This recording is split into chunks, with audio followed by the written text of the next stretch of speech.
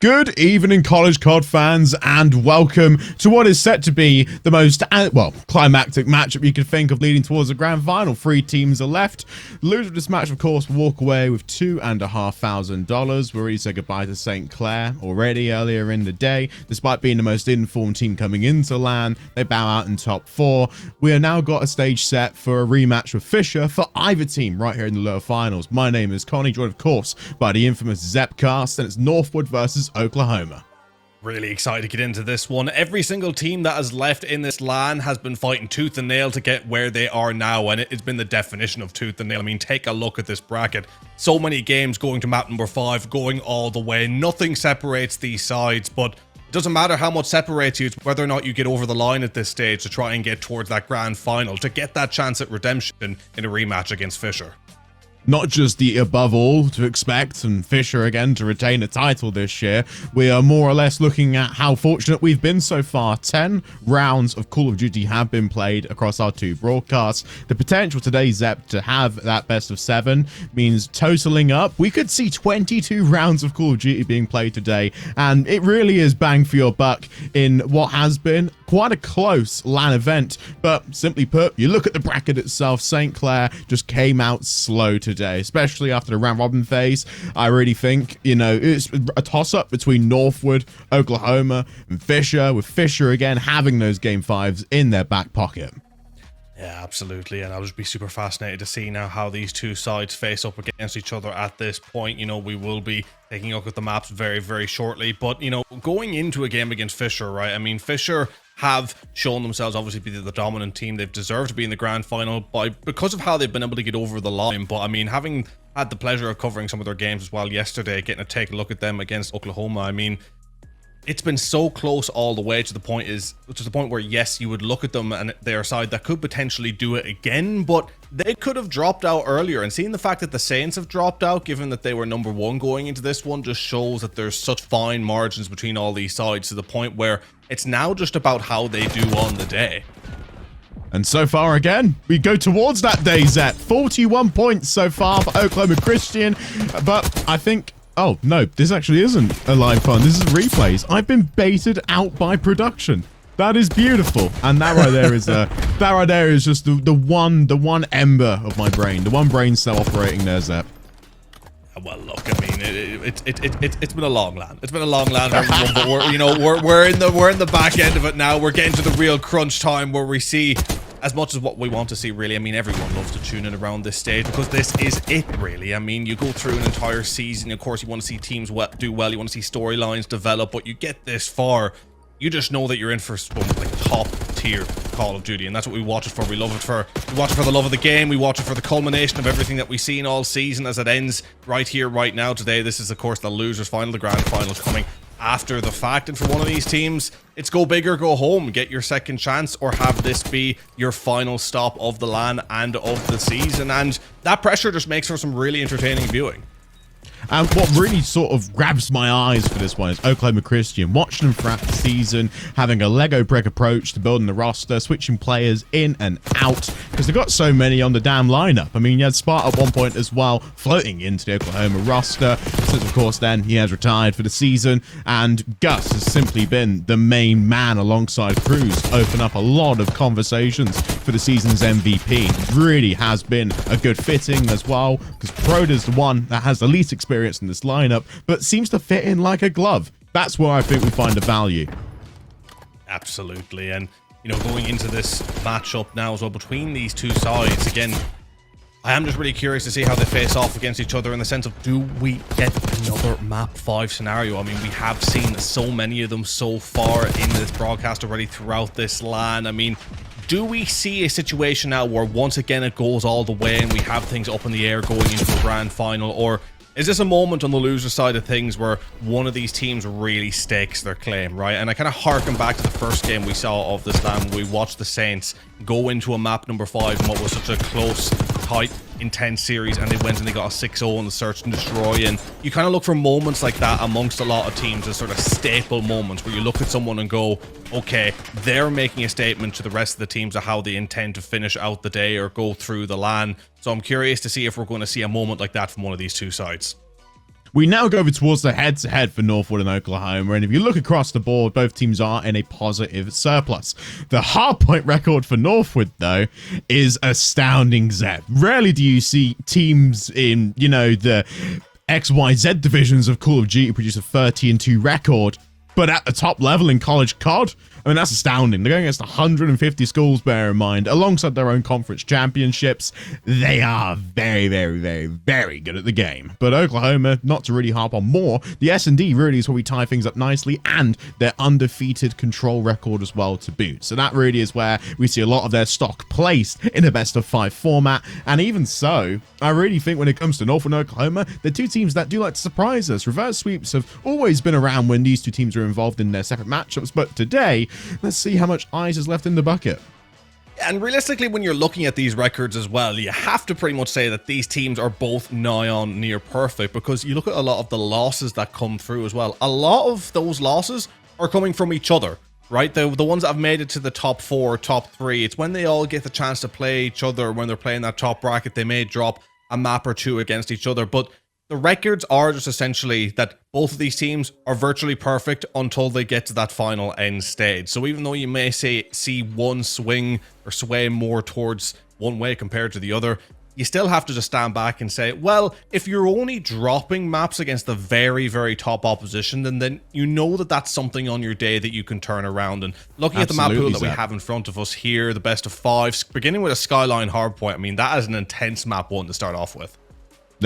They're not really messing around, are they? They want to go straight to the submachine guns and run at each other. And when it comes to openings as well, I mean, let's fall back to the hardpoint records. Northwood have only lost two in the space of 5 months. Yeah, that's where I think the Skyline might be an opening for Oklahoma. It is the most consistent with the 4 spawn points in the 4 quadrants, but flip potential super high. And Oklahoma Christian are a break heavy hardpoint team, so this is really their one shot to get that first round on the board. And starting in the 1-0 position for Oklahoma, given the form, given the current standings, both teams playing Fisher and looking fairly matched. Northwood are a little bit hotter coming out of the winners finals. Oklahoma, though, dispatching of St. Clair is nothing really to dull down. They were the informed team coming into this one, and we look towards the rest of the series. 2 protocols, 2 haciendas. That's where you start to understand more or less. We want some normalcy, we want some consistent map to be played. But I mean, protocol again being floated out for a hard point, and Rewind coming in this split. I can see again Oklahoma when it comes to the AR presence, and Gus and Cruz as a duo. Yeah, protocol being in there as well gives Oklahoma a few more pluses next to their title, but you can't really count Northwood in any regard. They just have been so consistent with all their rosters throughout the last few years in college COD. They just somehow seem to build powerhouse dynamics for any players you put in that facility. And one thing that needs to be noted as well is we're in a weird position now between these two sides where map 1 could arguably be the swing map, right? Because you look at Oklahoma being perfect on the control side of things. If they get a leg up in protocol, they find protocol being a map that they like, if they take that search and destroy, all of a sudden they're on a map that they like, going into a mode that they're flawless in. And next thing you know, you're on the other side and you're realizing that you have to chase this series to try and get that reverse sweep or take it to a map number 5 at the very least. So getting a win in the Skyline is going to be hugely important to sort of dictating how this series goes, because a lot of the series is going to come down to momentum as well. And if you're doing well on a map in one mode, you're going to transition that over to the other.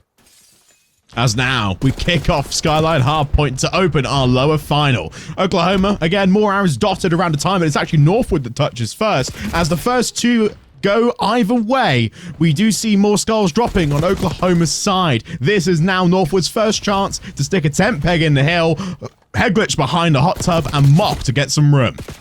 And Northwood already getting some nice initial time. They recognize how important this map number 1 is for them, the better mode for them on the map. That's the differential from the rest.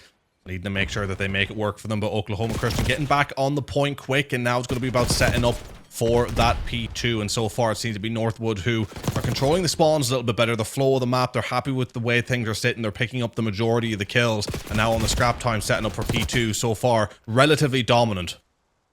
Oh, that's a beautiful slip there from Proda to slip beyond Mock. But in terms of pressure and what has actually happening, Mock's on a beautiful 4 and holding his position here in mid to watch the cross. I think, though, when it comes to the pixels, Oklahoma can can spot him. Now we see the push towards Piano, and this is where I don't think these spawns will be held for Northwood. We see one player, that's going to be Gus, darting around the back to helipad, securing a flip for the team. 38-5 after the first hill, but Oklahoma can get more time here. Credit to Oklahoma, they broke through well, but of course now we'll see the breaking power of Northwood as they look to re-push from the front. But Manny with a nice 2 means that they can kind of keep a little bit of a hold here, Oklahoma, and establishing just a little bit of a structure to begin with on P2 will be a good way to get warm into the series, figure out how to play against your opposition. Again, the Skyline is a map that can get so far away from you so quickly if you left points chained together, so a back and forth of being able to control a point themselves is a great start for both of these sides. And now they can just play it safe here. They're sending 2 down south. Oklahoma to try and pressure the kitchen. Who's right there? Of course, Noom with an AR, locking it down for the team. And this whole midsection, this cross, is where Proda can activate a lovely vein of form, get the pace involved, try and get Oklahoma over towards the hill. We are now going to see a lead cross over. And this is where Northwood again hit the front fences. Try and stick it, but again, they can't cross from Dak's position because Oklahoma have got spawns for a reset and a second hold attempt. Yeah, Northwood had a great start to this map, but the pace has already been upped by Oklahoma. They've gotten more and more warm in this map. Granted, only the first set of rotations, but they seem to just start off a little slow, but then as they ramped up the pace and got a little bit of control, they've been dominant. They flipped over towards P3 well. They've picked up a couple of vital kills. They have a lot of map presence at the moment, controlling a lot through the mid, but now it's going to be crucial getting over to P4. Who's going to be able to control that? Who's going to be playing for the spawns? I mean, so far, that is a red painted kill feed as Oklahoma now start to pull away a little bit with the lead and are pretty perfectly set up for this P4 hold unless Neom can get through and cause a little bit of an issue around the backside, but already Gus is set up for the read. Proda and Cruz, both of them were on for streaks, and they're holding this hill down with a very aggressive line here. The last one boarding up, of course, is going to be Proda, and it's just a bit more of an underwhelming overload where Northwood can send 4 to the top side of the map and try and cut through. Cruz has pulled out a submachine gun, supporting inside the hill, and they will cross 100 points here. 3 digits on the board for Oklahoma. We're loving their strategy and systems. They're sending players deep, allowing range for the nades to take effect, and it's just a punishing setup Northwood have to break. Northwood are struggling to get anywhere near this point, and that has been the case for a lot of these hills now. Even on P3, you know, they get a little bit close but can barely get anything from it. It's always Oklahoma winning out on those checkerboarded kill feeds, and even then it's barely a checkerboarded kill feed because Oklahoma's holds have been relatively clean. They're bait and switching for each other well. They're not being overzealous with their lives. They very much get a point, lock it down, hold the important angles and play those angles, and don't try to get overzealous, over aggressive, and potentially risk any structural changes, some spawn flips. It's being very, very well tempered at the moment from Oklahoma, where it's aggressive, but aggressive in the right areas. And Northwood as well is trying to eliminate every single extremity. Take the fortress down from the outside before you get the man on the hill. The pattern identified here is Oklahoma go for a 1-3. They'll send a player on hill. Even on the tight hills, they might send an extra one in there, but they like to play outside the skirts of the hill to cut off the lanes and the exits where Northwood love to expose. But this is where Cruz now back to towards the AR can find optimal timing here. He's locking down the P2, trying to hold it alongside Proda, but no one's really that deep yet to block. With Northwood's new spawn, it could open up a little bit more of a timing offset where they can get 4 dead. Northwood have been playing this P1 relatively well, but it seems in this map so far, anything they get is very much fleeting moments. They're not really able to make anything stick or anything last. They need to be able to chain a point or two together and get rotated through, but in stark contrast to the beginning of this map, Northwood are nowhere near in control of the spawns this time around, but they did manage to get broken through quickly last time, so maybe we'll be able, or should I say, apologies, Oklahoma managed to get break quickly through last time, so maybe it's a prelude for things to come for Northwood, that they can orchestrate the break already through the back, picking up a couple of kills. Now Flames getting around the backside, trying to keep these spawns, but Cruz behind him once again. She'll be able to pick that up. A little bit unfortunate in the reads and the COD timing, but then he may be flanked by Mock here around the back. Both of these teams very much vying for the back, making it a very staggered hill. And that's why it's been left uncontested for the most part. Oklahoma, though, get 3 perfect spawns onto it. When it comes to scrap time and already playing it, I think now this is where the lead crosses 100 points. And really, Northwood have to find an extra gear. This is now going to be a do or die for them to get back into this game. They're going for an optimal 2-2 split, of course, with Dak being a player that can float between the 2 camps. and they're leaving flames on the hill as well with the AR. Very important now to see whether or not this can be flanked. They've got defensive positions, they're holding down a spawn, and they're cutting off crews at the optimal position. Northwood can get a lot of time here if they can keep all this up. Yeah, credit Northwood. They're actually holding really well here for the regain on P3. They have no choice really but to do this at this point, and they need to play perfect hard point from here on in. But it has to be said, a lot of the kills that Northwood are picking up are in areas where they're not doing a lot of damage to the structure that Oklahoma has set up. They're very tertiary kills on the outside, a nice 1 or 2 here and there, but nothing that's, at least until that kill there, making Oklahoma have to hard reset and think about their push. But Oklahoma will be happy with the fact that they have this P4. So yes, they will play challenges towards P3. They will try and keep them pushed back, but ultimately they'll try and lock down this P4 area. Mind you though, spawning out now could lead to a nice pinch as they get pushed in now for what's going to be a crucial point for them. And this is a big item right now for Manny to hold his life here on this hill. And he's doing well, to be fair. 2 clean and no pressure applied from Northwood. They're crossing 200 points to Oklahoma. Still a massive gap to be formed. Cruz being a nuisance by Hot Tub drives the players away from the objective, and they're forced in position now near bedroom. This is where Gus lies waiting, collecting just a simple one, but his teammates from Oklahoma to catch him outside. Manny is just mopping them up. He's 1 away from that hellstorm, and this has been a performance for him.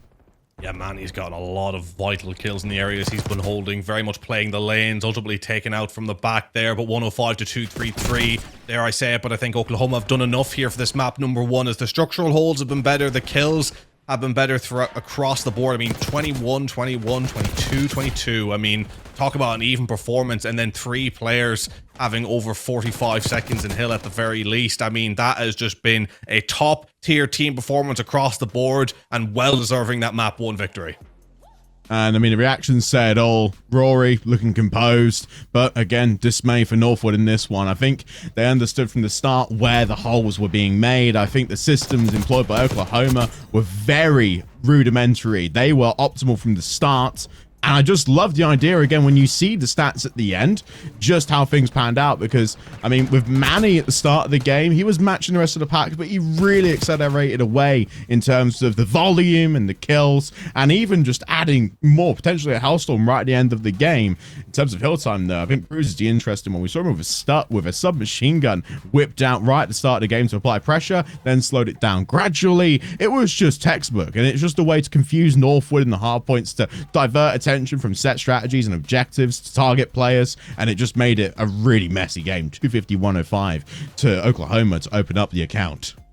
Yeah, and I think the kills played a large part as well. Again, as I was pointing out towards the end, for the side of Oklahoma, the KDs very even across the board, but also the contributions of those KDs and how they were also playing the hill, playing off the back of each other. None of those KDs came from, you know, coming through and pushing for a couple of extra kills, getting a bit overzealous. As I said during the game, it was a very structured yet aggressive performance which saw them through the game, whereas Northwood, yes, they had a couple of great moments. They had players pick up 2 pieces, sometimes even 3 pieces, and looked like they were going to be able to get some singular holes here and there. But when the KD just isn't as even against a team who's going all positive and all up into those mid-20 zones, you're just going to ultimately pay for it, especially on a map like Skyline where it's so engagement heavy. You have to get in and fight for it quick. It's not going to be a case of you get a couple of kills and then can sort of relax for 10-15 seconds at a point. It's going to be constant recycling of gunfights, and Northwood just weren't able to keep up with that.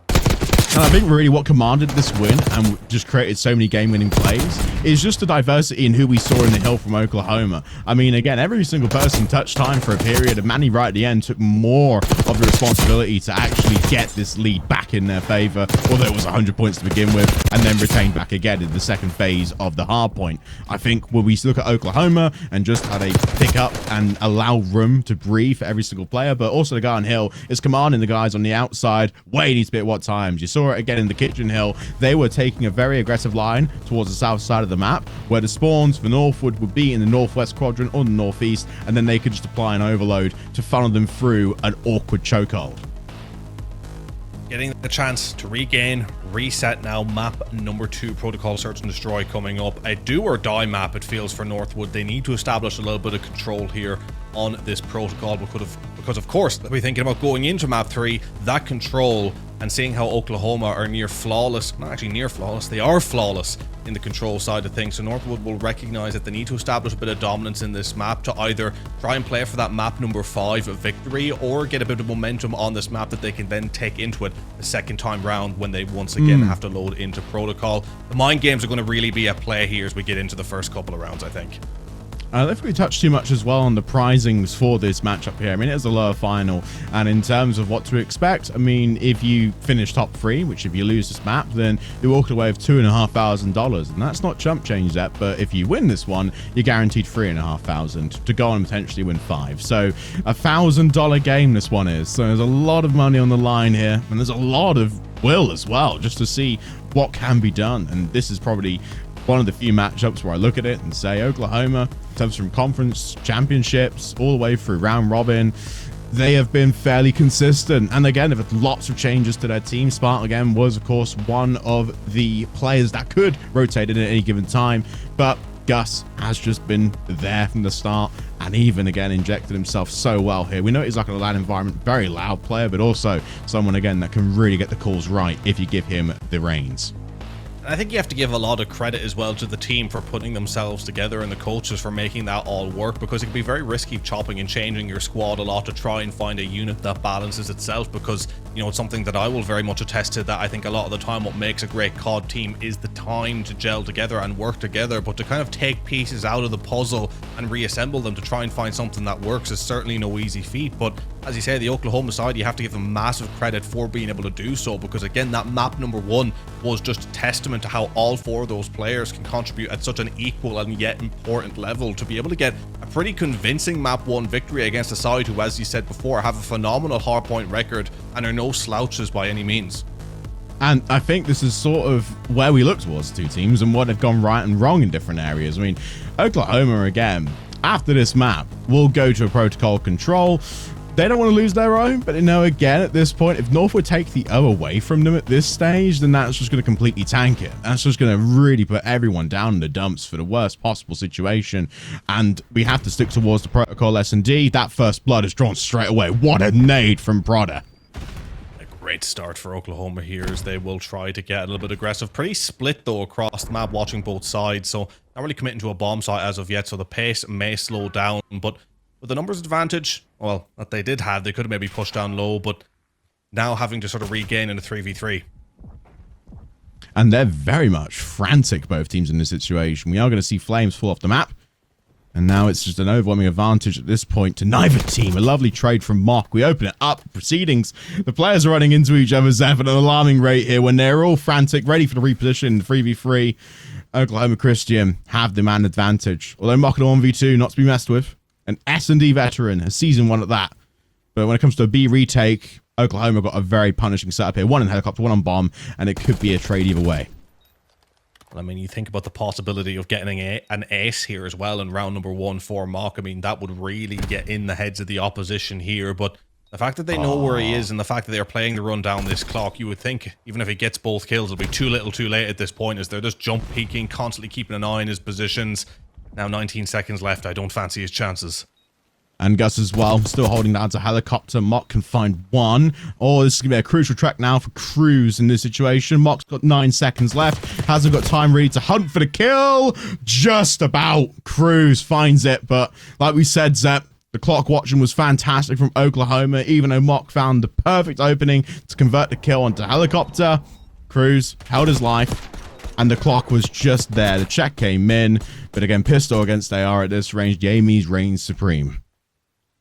Yeah, absolutely. And the structure of that round number 1 kind of quickly fell through. You had quite a strong spread from Oklahoma, sort of a 1-2-1 spread, I call. But ultimately then, once the kills started falling, once they found themselves in the 3v3, it got a little bit more frantic, as you said, everyone going around the map. But I think doing that in round 1, it gives you a little bit of leeway to be able to do that, in the sense of you kind of figure out where people are going to want to push. You get an idea of the lanes that people feel more comfortable making their way through. Because now Northwood are going to try and get aggressive on this A point, but they're going to be met by resistance quite quickly here. Oh, Dak just about opens up the account. Oh.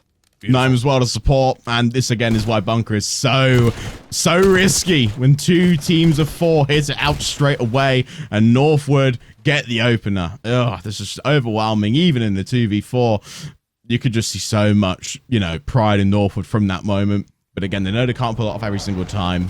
There's only so much that can happen, but what a way to get themselves back in the round. A quick 15 seconds to convert it as well, Zep. That's not too bad. Yeah, congratulations to them for that round. It's always nice to get a nice aggressive play towards that A working early on, or even just sneaking it in at any point. As you said, it won't work all the time, but it's great when you can get it working even some of the times, and getting the picks, having the aggression pay off, and that'll be putting the momentum in their seat as well, because Oklahoma was a bit more of a dragged out round the last time around for them to win. But if Northwood can feel like they can breeze through these rounds aggressively, Oklahoma will recognize that, and they'll start to feel the pressure of needing to take the rounds they can on offense. Oh, beautiful. There's again Oklahoma Christian. They copy-paste Northwood's opener from the last round. 4v2 in a post plant. Northwood are diced up here across the map. Oof. And Cruz spots one. That repel, that audio cue, means now that Oklahoma are not going to leave sight. Dak has got a mission here to get 3 players. Perfect slides, lots of cover. That's what you need to be done. And it's just going to be a really tough one, Zep, especially given what Oklahoma can do. They've got 2 players posted up on head glitches, and Dak has been sniffed out on boat. That right there makes it 2-1. And again, it's a very interesting play now, especially from the post-first round where it was very dicey, 3v3, but every single player was repositioning at the same time. This round is just both teams, and the round before that as well, hitting this bottom bunker, hoping that they get the advantage straight away.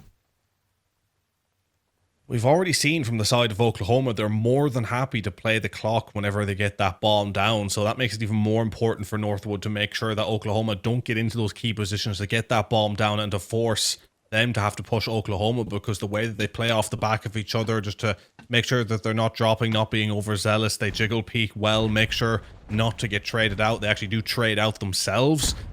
So Northwood are going to have to really, on the defense, try and get pushed up as aggressively as possible and not give Oklahoma any control. And Manny's the only person here as well in a compromising position. Same for Cruz, to be fair. Look at what Gus and Proto are doing. They're actually very far in the extremities. And I think with Gus's intel now over towards B, we're going to see the arrows dart back in cover. Now we know that Northwood have control of at least a site, and a very tough choke to break through for Oklahoma as barrels trailed on them. But they've diced it perfectly. When it comes to getting the kills back, Cruz, thank the Lord. Trade secured. Oklahoma Christian again secure another round from what was Northwood's excellent decision making to get this opened up on B.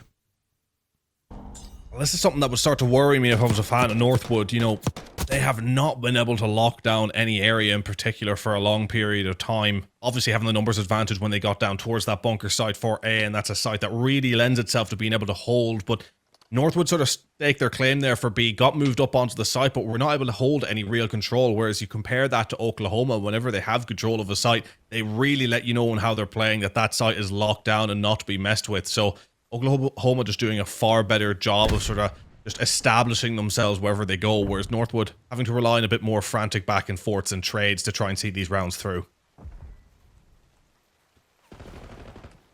Let it breathe for a second here, Zep. And he snuck towards the site, got a player support as well in Proda. So when it comes to covering the post plant, there's not a huge overload for Northwood here. They can slip away, but Oklahoma don't know that. And Cruz has control of helicopter as well. So when it comes to the drop-offs for Northwood to get towards the site, Oklahoma have got a man there posted. But what's Gus doing? He's nowhere near the action. And is he the person that's timed to set the flank? Because Mock's watching it as well. It's a big chess game. It is, and it's a chess game that I think so far Oklahoma are winning. Yes, the kill for Northwood, but it's how much time is left on the board. Nice trades coming through. Now a 1v3, all up to Gus from this position. They're going to have to push him quickly here. Do they hop the bomb in time? I believe. Yes, yeah, they did get it. They have indeed. 0.5 left remaining. That was a huge, huge moment for Northwood, proving that they can actually break through an Oklahoma hold. And it's definitely a LAN one for Oklahoma as well. The last player up was watching bomb. Discipline and fundamentals were there.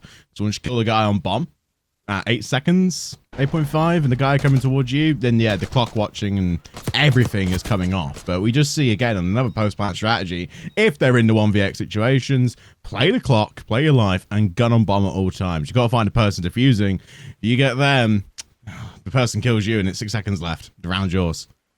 But it's still a nice one-round lead. Northwood have found plenty of avenues to exploit the last 2 rounds in which they've just grouped together as a 3 and punched a hole towards Oklahoma's spawn. So let's see if it continues here. The set names go high to get information. Dak runs low, but both teams again committed towards bunker. But it's a much slower push for Oklahoma. And Northwood are just spending utility to get info, but there's no Oklahoma there. So when it comes to a retake, Oklahoma have been saving and hedging their bets. The RC car, though, he's flying it in there. It's been shot through. All the information they need for Oklahoma now to start applying the pressure.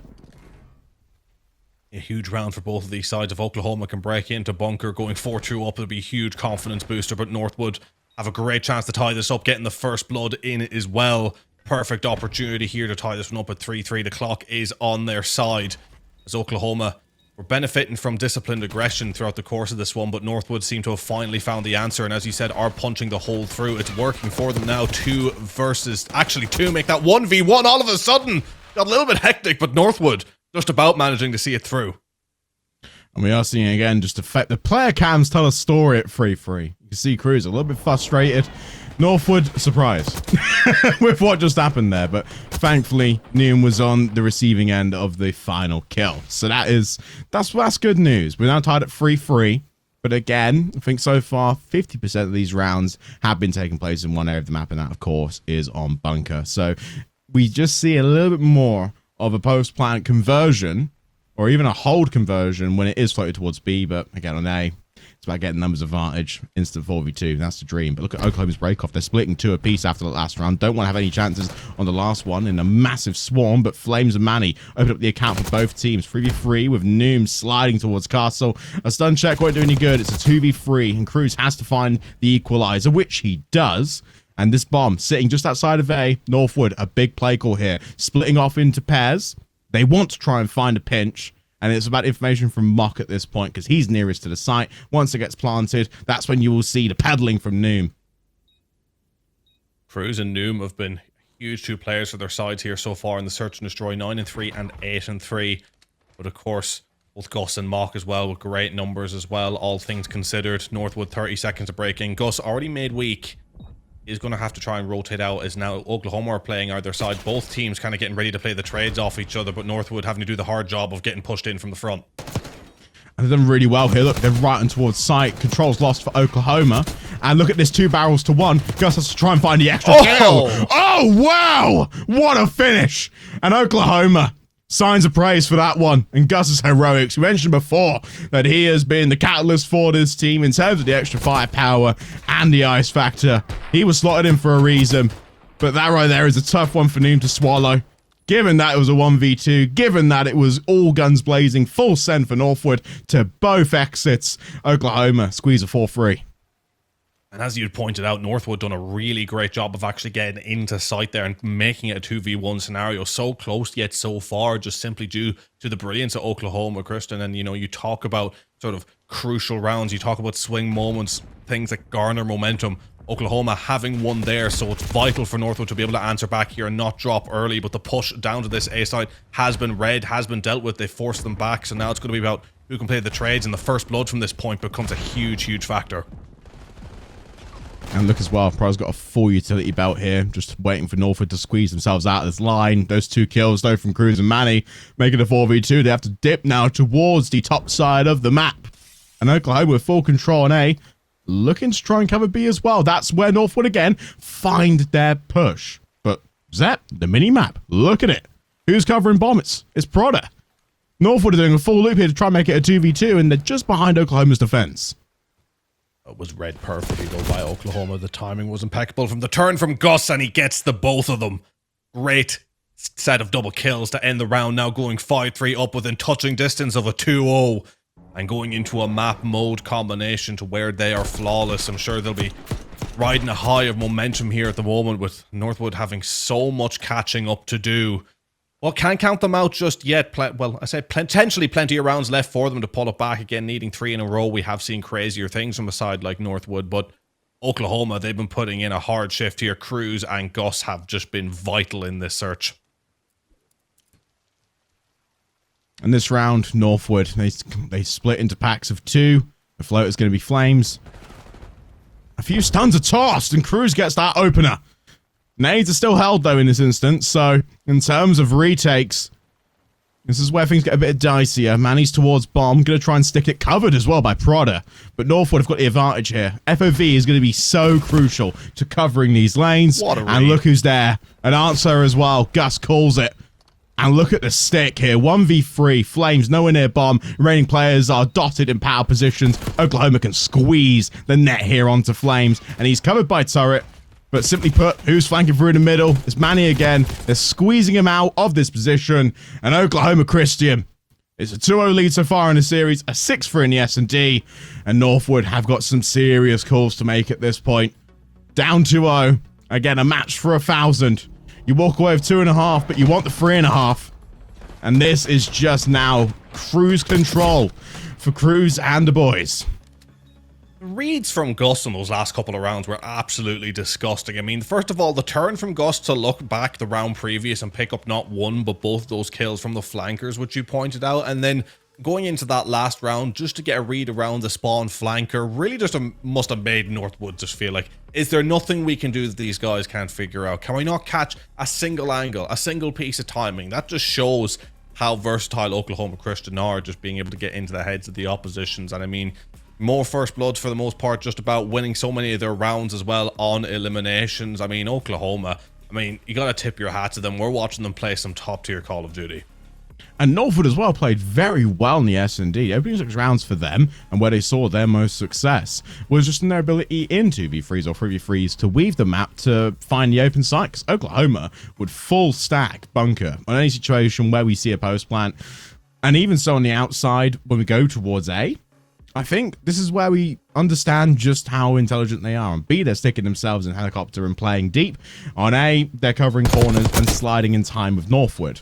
But again, when it comes to star players, I mean, new for Northwood, just so consistent and so understanding of where the pressure is, where the players are going to be, and then popping the gun up at the right time. But Oklahoma, I mean, when you look at what's happened here, I mean, Manny again carries over his heroics from the last map to this one. Prada as well has been crucial in covering Manny in every single plant situation. But the stats show a big story. There was only one round where the first blood didn't really matter, and Oklahoma took it. And I think that for me is a deciding factor in terms of, you know, first blood conversion. So both needs to get rounds, but Oklahoma can do it when the back is turned against the wall. Absolutely. And again, we saw Northwood take a couple of rounds where they looked strong, they looked confident, as you were saying throughout. They had punched a hole through the opposition, but the adjustability of Oklahoma started to be on show at that point. Again, they had a few rounds go their way. Northwood answered back, so Northwood proved that they could be versatile enough to answer back to Oklahoma, but then also Oklahoma themselves just managing to turn around, take the rounds that they need to, and, you know, just, I think, play so well from an advantageous point. It's what you can never allow them to get the first bloods. And then, as you said, it even proved when the first blood didn't go their way that they can still get the job done in those rounds. So on top of being able to get the kills, on top of being able to be disciplined yet aggressive, and then also being able to run down the clock immaculate in a lot of points, forcing Northwood to push in from areas outside of their comfort zone, just proves why they're an all-rounder top-tier team. And the movement and the ideas created from both teams, very high level, but Oklahoma Christian, they just had the edge. And what a better way to mention Call of Duty, movement, shooting, you know, being intelligent, being good at the game, than with, of course, our wonderful partner, Scuff Gaming. Again, helped us out so much here throughout the season. And if you want to get your hands on one of the best controllers in the market, and again, what the pros use, what all the best players use, then, of course, look at the link in Twitch at collegecard/Scuff Gaming. That's where you're going to find the best in the market, Zep. Yeah, absolutely. Find the best in the market. Cannot beat a Scuff controller. Got a Scuff Envision Pro sitting to my right. Never fails me. Never lets me down. It's a controller. And how many years have you had it? I have had it for about a year and a half, I believe, if even. I can't even remember off the top of my head. But let me tell you something. I am Crimson currently on ranked play, and I should be nowhere near Crimson. All thanks to the Scuff Envision.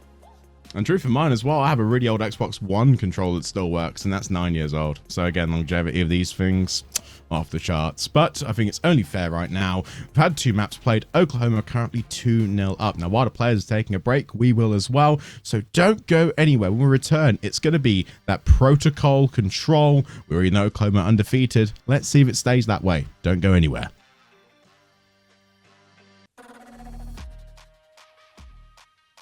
Welcome back, everyone. We've had quite the series so far in our lower final. Northwood v Oklahoma. You look up at the score, it's 2-0. Doesn't really feel that way, but then you look towards the maps itself. This is where the story gets dissected a little bit towards Oklahoma. Skyline opens up. They maintain a 100-point lead for about 5 hills.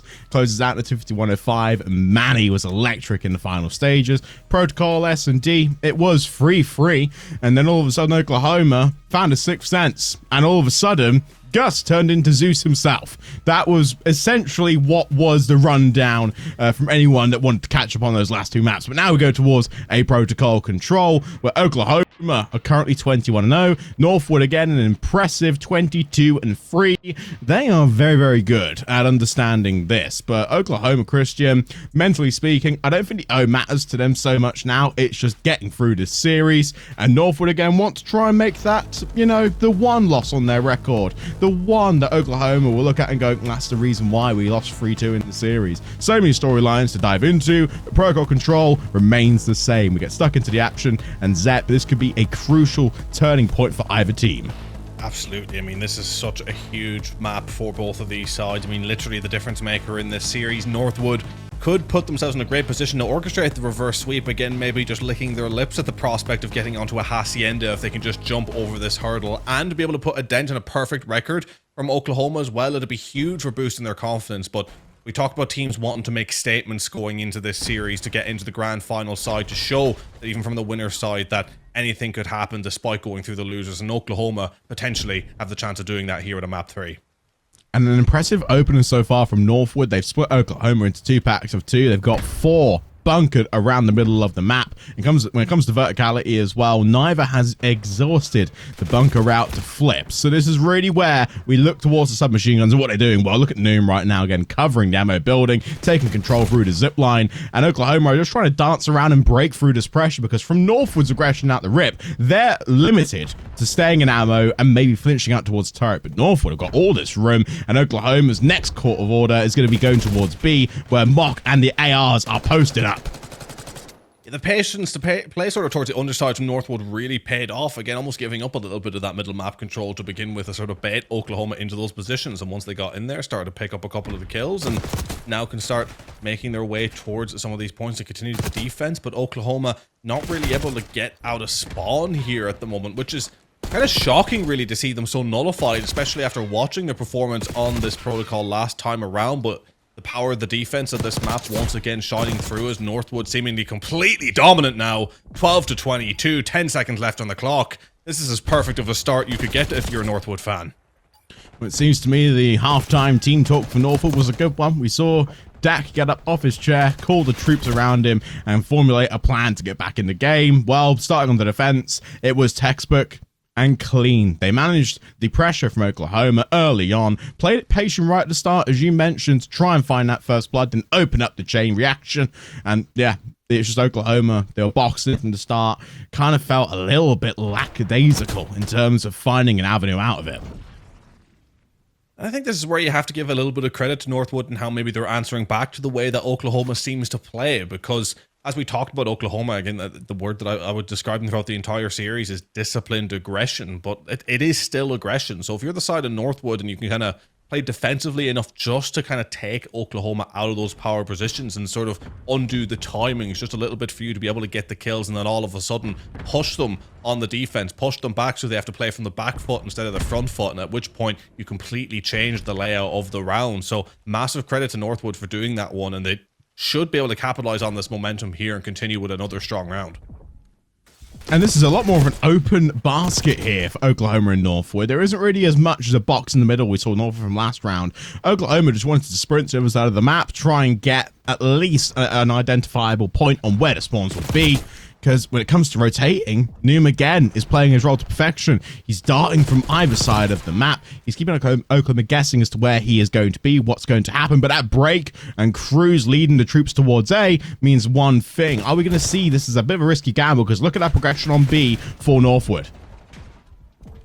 Indeed it is, but Northwood, yeah, having done a fair bit of damage towards B, taking a half gone, would like to get another tick or two. Again, even if they can get a couple, it'll be huge against this Oklahoma side to try and guarantee that defense for the final round if it goes that far. But 24-21, Northwood having a far better offensive round than Oklahoma did. They haven't been able to get Northwood in the spawn trap whatsoever, and it has to be said, kind of the best that they can really offer is just to answer back to any kills Northwood get. Whenever Northwood will get a two-piece, Oklahoma answer back with one or two of their own and never let things get too bad. But it definitely feels like they're hanging on here and struggling to keep control of this A site. Or B side. What a beautiful swarm from Northwood there, Zep. We're now just seeing again 2 players stacked onto the time. Dak and Mock with Newman Flames to play support. And look at this cover. I mean, in terms of what could happen here at this, they're already starting to get time towards B, but Oklahoma have a 1 life deficit, and they have got the closest spawns to this one. Gus's helicopter positioning is going to be crucial if he can hold it, but Mock deletes him. And now they can swarm again with an overload from Northwood. And Northwood have been taking a lot of gunfights together as well to make sure to break out of spawn. Again, you look at that helicopter gunfight that we've just seen, and we just see a 2-to-1 challenge where Gus gets ripped off the heady, and Northwood just playing more like a team in this map and reaping the rewards for that. Have Oklahoma perhaps taking their foot off the gas pedal a little bit? Has that aggression become slightly less disciplined in the way that they're pushing? I mean, they are proving that they can answer back with a couple of 2s and 3s of their own to keep this one tightly contested, but all it'll take at this point is one clean 3 or 4 from Northwood, and they'll get on this A point and get it done. And Mock is very distracted right now from Manny's pressure towards the top side of the map. And when it comes to what can happen here in the next few stages, they haven't even got third yet. So Oklahoma can deplete. They can look to set up, and I think it's going to be the latter. You look towards the positions. Cruz playing by helicopter. Gus just getting information from mid. Despite the life being dropped, Manny's there to pick it up. And 23 seconds left, and one last hit from Northwood to try and get it through. Is this flank timed well? Cruz, let's find out. Massive moment for Oklahoma to try and take this round back. 8 versus 6 now. A huge 3. You would think Oklahoma have done enough from this point. Cannot reach A. Oklahoma have hung on, getting a nice wave of kills to end off the round, even these things up. But I think so far Northwood are still going to be very happy with how they're performing in this control. Absolutely, they are currently 3 ticks to 0 on attacking rounds to Oklahoma. That is, of course, if we go to map 5, that means that we'll have to do the calculations as to who gets defense. But, I mean, on protocol, similar to Vault, defense isn't necessarily the right thing to have on a round 5, depending upon team's form and what they're most comfortable on, attack or defense. I think, though, in terms of where we see at least a shining glimpse of who's doing well, I mean, Gus, again, just having that beautiful record. But look towards Noom and look towards Mock and Dak. I mean, Northwood have got 3 players right now firing on all cylinders. Mock's finding his way to top ammo every single round and holding it well. So that right there is the fundamental key here. Mock maintaining his level of form. And massive round now for Oklahoma, who need to be able to have a little bit of offensive pressure and dominance themselves if they want to try and flip this one around. Already, it almost feels like a slightly better start than it was the last time around, as you see Cruz as well trying to get into the spawn to sort of stem the flow a little bit, coming from the backside of those spawns. Cruz hasn't actually gotten the spot of the player who hopped top Granny. He's going to try and pick that one up now. Massive kill, and if Cruz can keep this position, he can be a real thorn on the side of Northwood. Same as well for Manny. He's holding top ammo. And look at what's happened to Northwood. From the north side of the map, they've had to come back to try and cover him. But him just getting tags and getting shots through here draws away 50% of Northwood's attack towards him, meaning Oklahoma can flood the south side of the map. They can look to defend. They can look to attack. They've got options. But with 1 player there and the 3 players dropping on spawn timing, Northwood have set up a really punishing clap. And they are trying to trap Oklahoma again, similar to round number 1. I have to say Oklahoma were a little slow in reading where Northwood are going to be coming from there, and not really establishing full control of their bottom grannies, which Northwood really capitalized on, being able to kind of reflank through that top ammo, pick up the kill, and then from that point just have slight, well, not full control, but some control of the spawns yet again to just deplete the lives slightly more. And because of that, because of the way Northwood have been able to control through this advanced midsection, Oklahoma have not been able to make a dent in any of these points. And now with that control record hanging in the balance, this is sort of a shock performance, really, it has to be said. But from both of these sides, again, we know how good Northwood are, but I don't think we thought that they'd be able to do this and nullify Oklahoma this much on control. Oh, there we go. That's the crucial round kill for Noom. He's completely cut off Oklahoma from touching. Time! Hang on! Gus and Prada. They've got 2 crucials. And there's a flood as well from the north side, but again, the clock is your worst enemy. And Northwood, they had the pressure, they had the spawns to send 2 onto hill. So that right there is convincing, classy round from Northwood. But I think the opener for me, again, just Dag's calls and Mock's ability to maintain his life. Mock has been flawless so far on this control. And even when it comes to the most crucial point here, round number 4 for me, Zep, I mean, you got to keep your eyes on the map for this one. Because I still think, somewhere in my gut, that Northwood can win an attacking round. They look promising. They already have pretty much secured a round number 5. Oklahoma were to secure this one. So yeah, I think Northwood here, potentially going to remove an O from a record. Remove an O from the record and go on to a new map in Hacienda Hardpoint, where again we know how good they are in Hardpoint, granted nullified on the skyline, but could just be a little bit of a blip.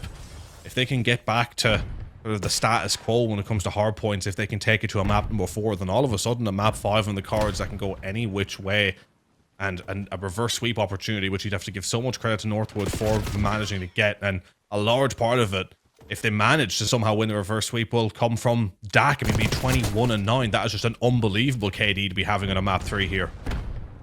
I know. And look actually where the pressure is placed for Northwood in this instance right now. They're going towards B. I mean, again, the player dropping and the offset timing here, they're sending 2 towards mid on the re-hit. And Flames is the first one to try and cross the spawn barrier. So they're going to try and trap again from a really awkward spot where Oklahoma's flood and their initial spawners will spot.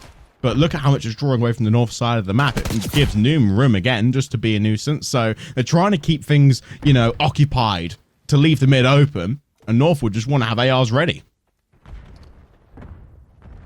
Sort of a big flank coming through now from Manny again, just to try and get in the spawn and get a little bit of damage done. But not able to pick up that kill. Huge kill for Noom to be able to get out. And Oklahoma really struggling to establish any sort of mid-control. The kills have been sort of scrappy and frantic on the edges, but not being able to get anything in sort of that advanced pushing the team completely back type of move, as Dak picking up another 2 mid-control now fully for the side of Northwood. You only have one flanker that could potentially be the difference maker, but with that A point captured, Oklahoma are really clutching at straws.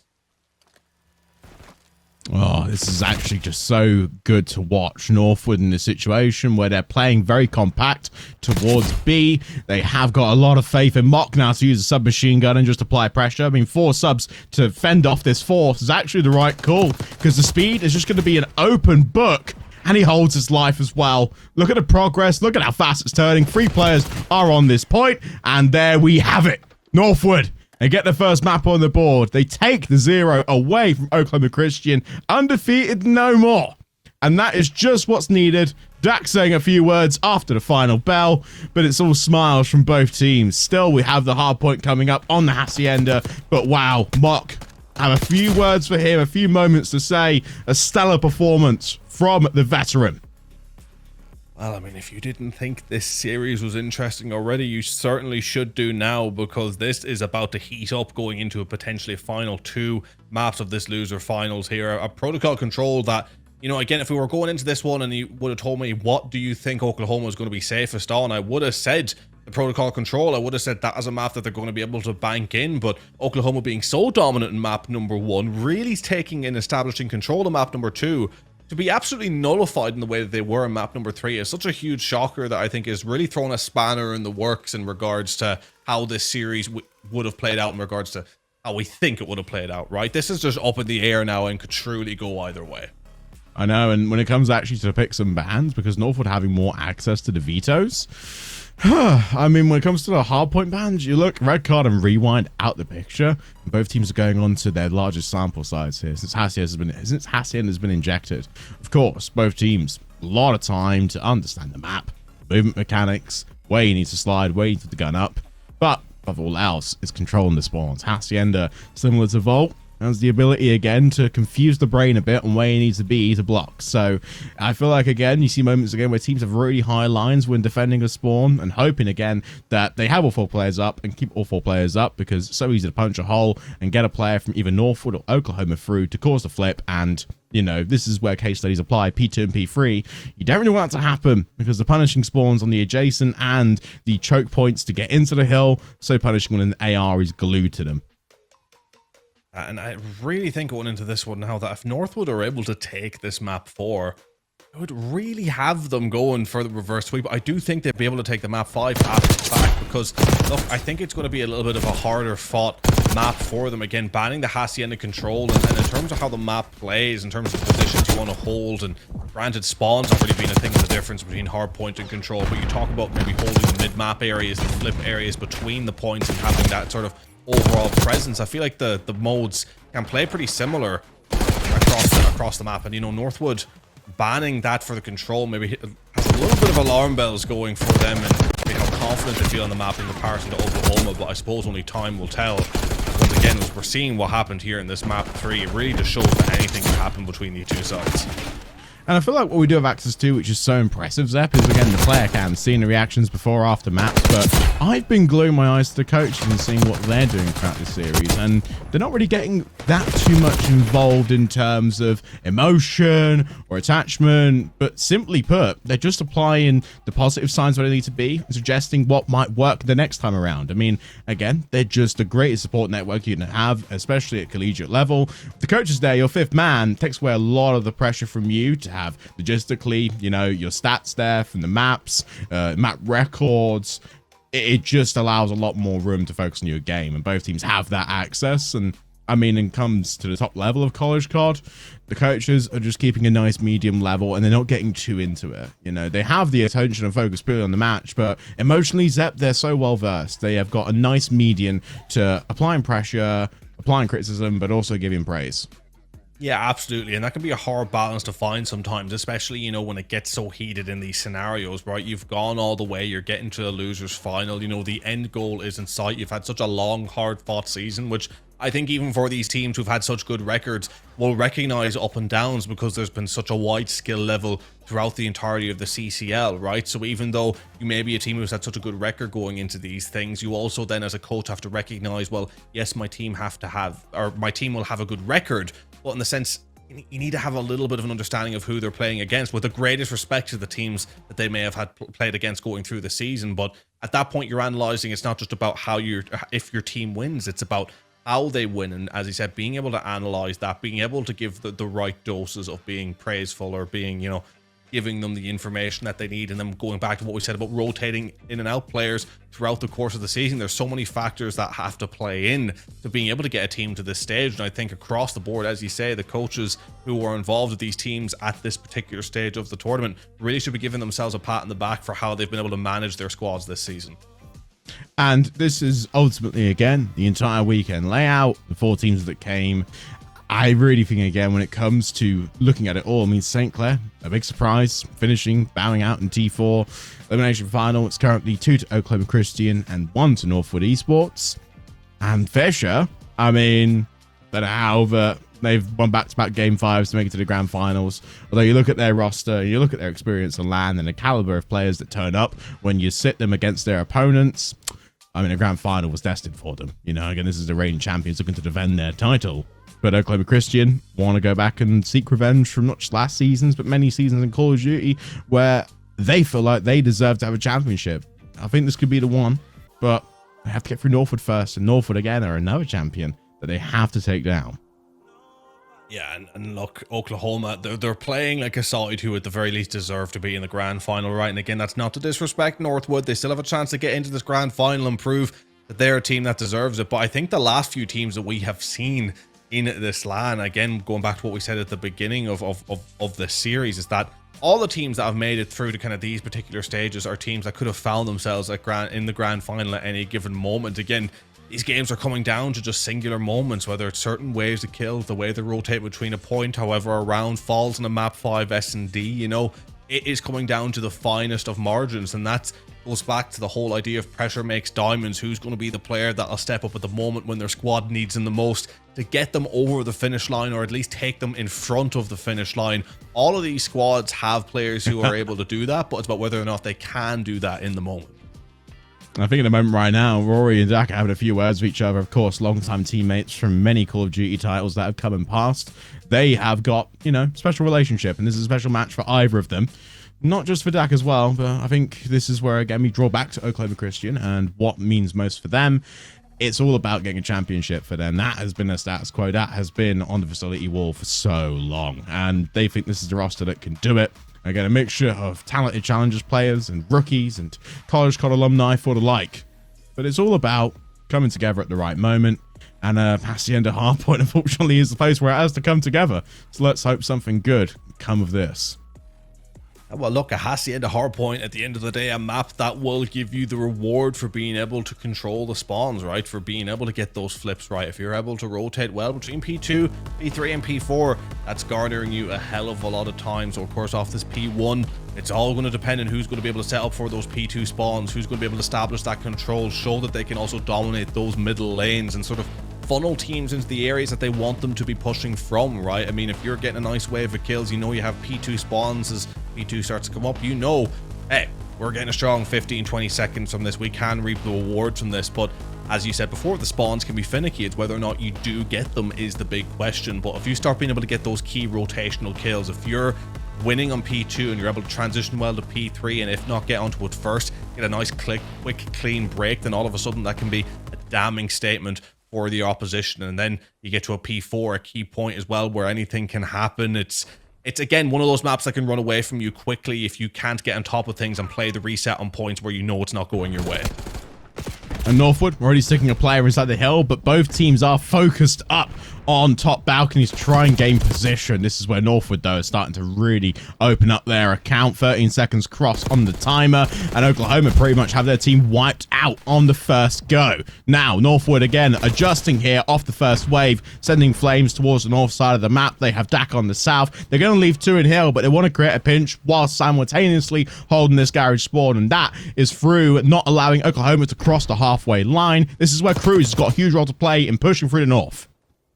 My word, Northwood have been perfect on this P1. I have seldom seen a P1 held so well, but of course Oklahoma, recognizing that the P1 is not there, is going to go for a heavy push through the front. How well can they get through? Of course, this pinch from Noom is going to be huge and just taking out the rest of the players. However, Oklahoma did manage to get a spawn in the back. Manny potentially able to do some damage, but Flames picking up that kill. It's now offensive spawn for Oklahoma as they try to vie for the back, but ultimately it's Northwood still in the point, racking up those seconds. 50 to none. Nearly 50 to none.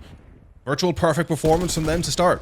And again, when we look towards the hold from Northwood, it was flawless. Oklahoma got a fantastic spawn by the car park, but they just couldn't find the kills once one was found outside. I mean, the conversion, and at least Proda in this instance, it's now creating an awkward funnel.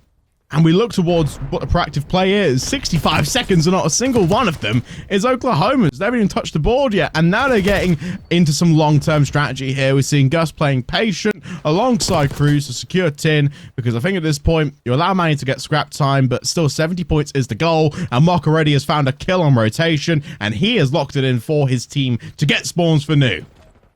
And we talked about those rotational kills being huge, and Cruz giving his side a little bit of a lifeline to play towards the point, but of course, actually managing to take out Mock as well, which is huge. But now Flame will be able to come in for the pinch, and once again, Oklahoma not finding themselves anywhere near the point due to the sheer brilliance of Northwood and the positions that they are holding and the timings that they are finding on these rotations, the areas that they're picking up. But Gus trying to rally his side here with a couple of kills of his own, going to move his way around the back, take Mock off the point, and Oklahoma with a vital rebreak.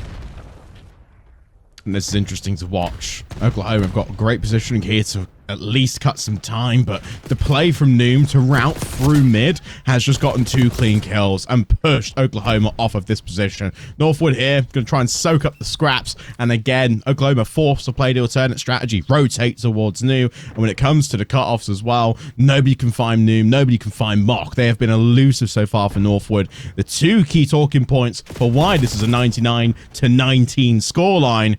But this is where we start to see this new hill pop up, and we start to see Oklahoma again 3-1 in the split. Northwood take the lion's share, and they can just control and absorb all this time. The skyline was definitely Oklahoma's, but Northwood on the Hacienda, this is their injection back into the series.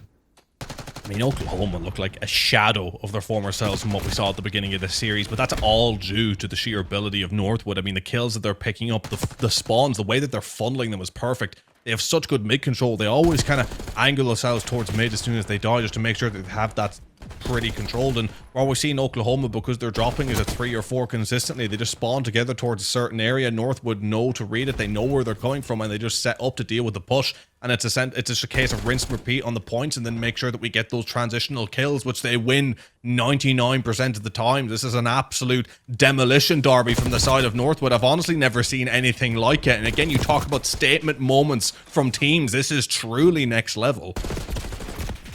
Impressive ideas, but looking at what Oklahoma are trying to do to cut back on the 130 deficit, they have to absorb P1 time, and Northwood can safely bank on P2 to extend their lead.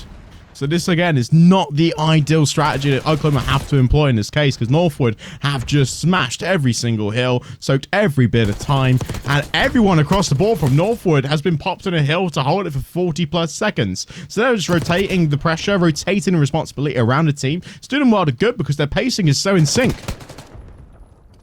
Well, credit where credit's due now to Oklahoma, sitting on this P1, having to rack up a little bit of time, but getting a lot of control of the middle of the map in doing so. Northwood only just managing now to break. Don't have spawns just yet, but mind you, Dak has been allowed to get through the bottom, which is going to flip spawns, and this is not good for Oklahoma unless they can get the read quick now. 2 players coming from the back spawns. Prada is going to be caught pretty much on his own on this point, and you can't be caught on your own rotating to a crucial P2. The fact that you're the only one getting around to that point with that amount of time left is sort of bemusing to me for the side of Oklahoma. I don't know why that they didn't sort of retreat from that P1 a little bit earlier, especially when they had so much control trying to guarantee that P2. But now they're absolutely nowhere near getting a breakthrough on this, and Northwood with a clean 60 from this would virtually guarantee them the map. Now they're going to go and try and go for a 2-for-1. They've blocked the spawns for Northwood. They're going to be spawning now in their vineyard.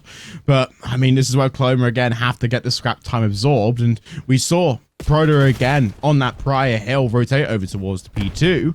But I think Northwood, again, just managed to lock down these spawns a little bit too quick for Oklahoma's liking. That's been the core reason. We saw it in the first set. Oklahoma was sending 2 players in rotation. Now they're sending just 1. So the adjustment, that really hasn't paid off so far in terms of locking down this map control. But now towards the P2. Should be a head-to-head here between Manny and Flames for the initial. And now Manny's got control of Tin. It's about holding his life. Oh, Dak just about squeezes the nail there. And this is where Oklahoma, again, are going to try and fence these spawns. But Northwood gets touch time first. So let's see again on the reset just where they place the players. And Oklahoma have improved in this map since the first set of rotations. Mind you, there was they couldn't really do much worse after the first set of rotations, with all due respect, but even this effort might be too little too late in this unless they can really chain these next 2 points perfectly. But that was clinical from Prada. I mean, a beautiful move as well, trusting the teammate to secure the kill onside the top catwalk. And then Flames, he calls in a cruise missile, does no damage to Oklahoma. And all of a sudden now it feels like they can start chaining something together here. They've played it beautifully. But really, I think this is where Northwood just start to allow Noom to play pressure. He gets 2 kills, crucially takes the time away from them as well, and now already rotating towards the middle of the map to try and cut off Oklahoma towards this crucial money hill. And this is really where you start opening up your deck of cards, gambling everything you got onto this hill if you're Oklahoma, and trying to get it very much bunkered down with 4 players.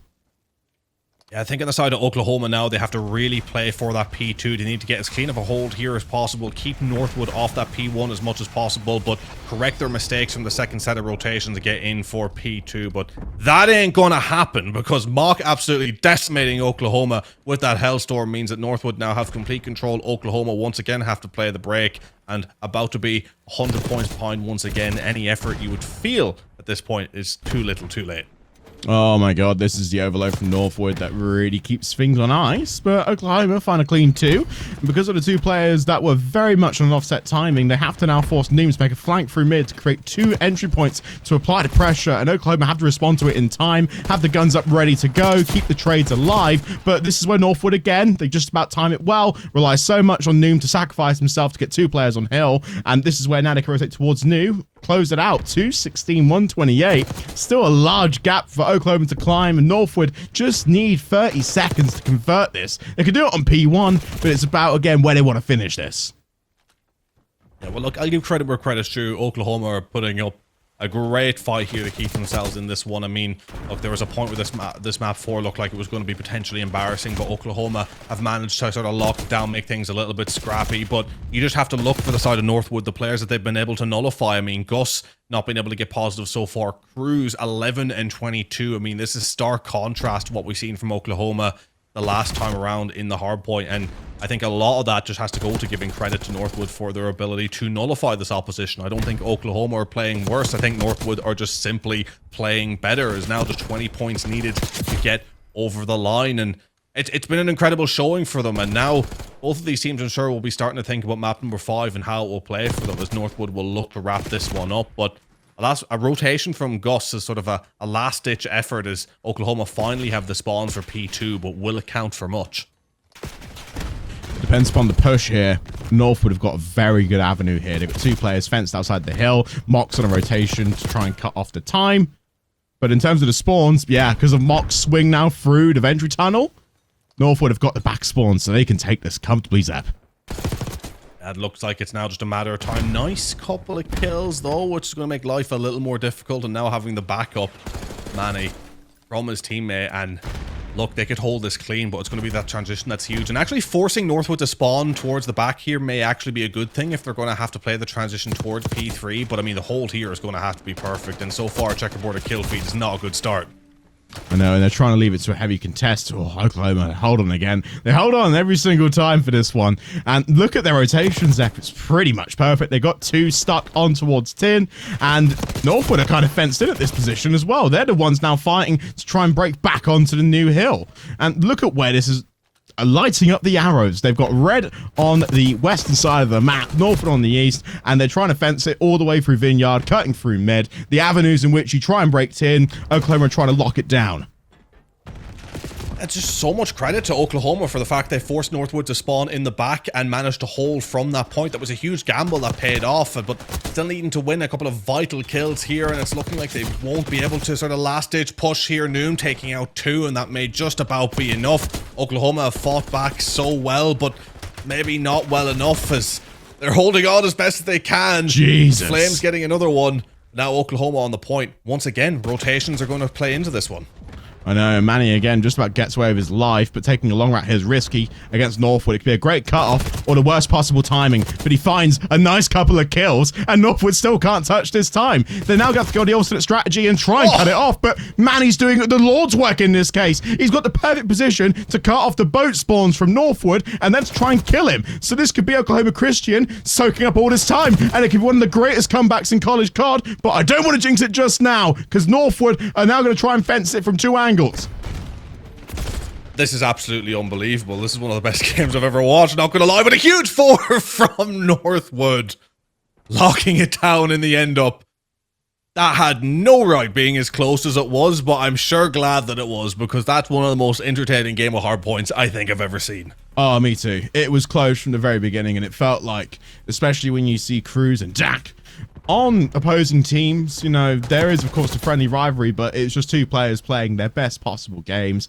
And a standout for me again, I think Mock has, again on this map, just flexed so well, and he's a player for a long time that's been in AR. But I feel like on this engine, he's very comfortable on the sub and can create awkward timings. So that's kind of an asset inside the skill set, which makes Northwood a little bit scarier, knowing that they can change formation at any given time and have both 4 different volume switches when it comes to applying pressure on these respawn game modes. But I mean, listen, when it comes to the map itself, 250, 233 on the hard point, Northwood take it, though it was a 140 point gap, which Oklahoma climbed back from in some of the most emphatic ways. Northwood just couldn't get the extra man on the hill. Oklahoma fenced in spawns. Manny in the very end took perfect positioning to keep Northwood away from the hill. But again, they have this ability to break onto P4 and make it the end game. Now we go back to the same map for an S&D, and oh my goodness me, it could be a reverse sweep, it could be, you know, the finishing touch, but either way, it's going to be an all blue final or a red and blue final. It's just coming down to which team is going to really come up with the big guns in that final map. Yeah, and it's really hard to call which way it's going to go from this point, because I did say I fancy Northwood Esports if they managed to take that map number 4, but the way in which Oklahoma managed to claw that one back, I mean, I've never seen a comeback like it. The way that they just switched on and sort of started to perfectly orchestrate the spawns, the angles that they held, the way they played off the back of each other. And again, I think Northwood took their foot off the the gas pedal from time to time. There was points where maybe they could have rushed into point and they didn't. But again, look, we have the luxury of the X-ray vision. We knew how exposed Oklahoma were from time to time, but Oklahoma still doing what they needed to do, managing to hold on, managing to grab those spawns, or flip the spawn, should I say, when they needed to for P3, and that's when things really started to get interesting. And the fact they held on to P3 for so long, as you said, Manny, crucial then in getting the P4 in the sense of keeping Northwood off that push, but ultimately just gave themselves such a monumental task to do. From any other point in a normal game, Oklahoma, the effort that they put in there would have been enough to see them getting a comeback, but so close, yet so far once again. I just feel in terms of the end game, I just look at the score right here at this stage, and Northwood, you know, 237 to 152. And Oklahoma, they perfect the art of just holding on for dear life and making sure that Manny's in the right spots and making sure that Prodder is the person to touch him. They just really pulled it together in the final stages. And even at this, you know, this really punishing P3 Vineyard, they wiped Northwood like no problem. And Manny's heroics here in this instance, just to then switch positions, take control of office, watch over the boathouse. It's just perfect coverage where Northwood felt in this moment like, oh, we really have to get 4 and send it to a lane now, because Oklahoma could take it any given time. But again, look at the player reactions in the background. You know, hands in head and hands over the face for both teams. It was just way too tense, but I feel like all 8 players in that lobby, apart from spectators, were just so locked in and just didn't care. They just wanted to find out who was going to make the game-changing play. Absolutely, and again, just massive credit to Oklahoma for being able to pull it back in the way that they did, and I do think they have given themselves a little bit of a leg up to go into the map number 5. Just when you consider the fact that they were so far gone, you could consider it was potentially a down and out, but finding a bit of momentum, playing the better hardpoint for the second half of the map means that things are going to be all even going into map 5. Absolutely, and with map 5 starting very, very soon, I think it's only fair now that we just call a quick break, Zep, get some water in ourselves and prepare ourselves to see who's going to be in the grand final of the College COD season. Yeah, this is quite a big one here. Hacienda S&D, could be Norfolk, could be Oklahoma, 2 different stories, reigning champion, or a prior champion I should say, and a team that's always finished second, looking to right their wrongs and get themselves a title on their collegiate banner. Don't go anywhere, we'll see you very soon for Hacienda S&D coming up next.